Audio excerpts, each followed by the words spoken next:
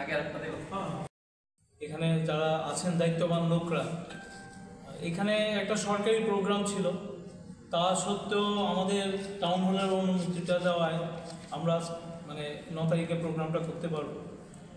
আর সবচেয়ে বড় কথা হচ্ছে, আমরা এই প্রচারে নেমে আজকে 3-4 দিনে আমরা যেই সাড়াটা পেয়েছি, আমরা খুবই আপ্লুত যে এখানে দল মত নির্বিশেষে কোনো রাজনৈতিক কালার না নিয়ে সবাই এগিয়ে আসছে এবং জানতে চাইছে, খুব উৎসাহী।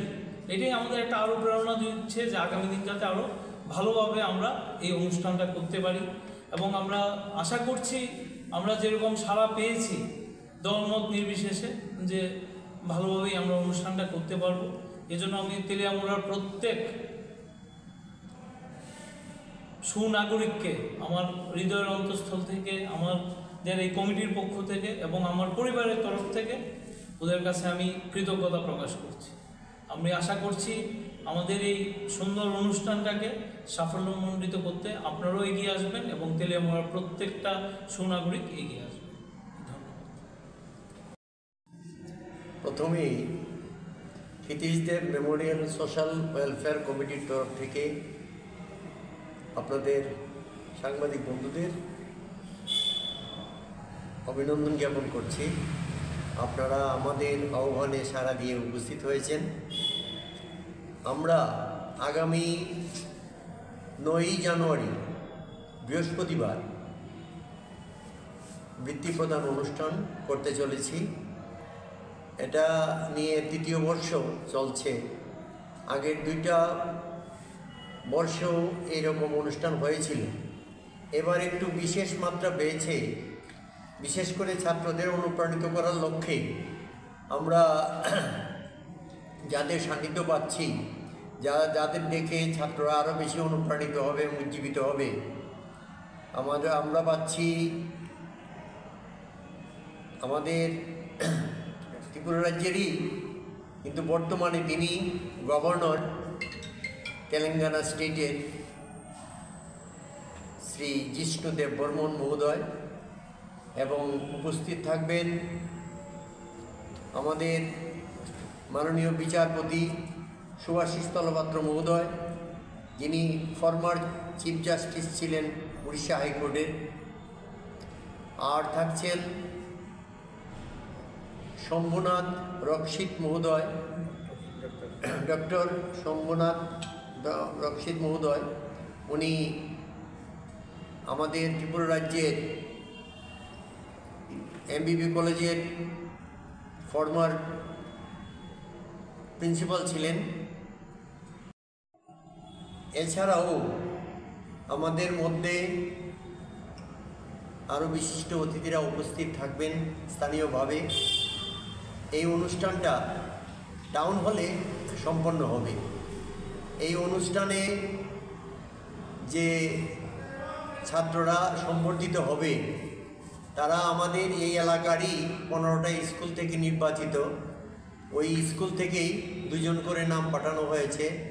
পাশাপাশি আরও একটি এবার উদ্যোগ নেওয়া হয়েছে, যারা সামাজিক জীবনে বিশেষ ভূমিকা গ্রহণ করে, শুধু তারা লেখাপড়ার দিকেই ঝুঁক না, সামাজিক দায়িত্ব তারা কিছু পালন করে। এরকম কিছু ছাত্রদেরকেও আমরা পুরস্কৃত করবার জন্য উদ্যোগ নিয়েছি। 5 জন, এদের সংখ্যাটা 5 জন।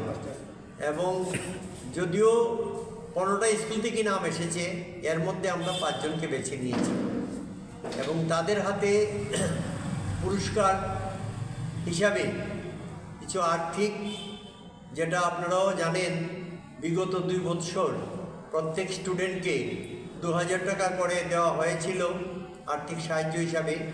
এবার এটার পরিমাণটা বাড়বে, আমরা এখন সঠিকটা বলছি না, এটার পরিমাণটা 2000 থেকে বাড়বে, কমবে না।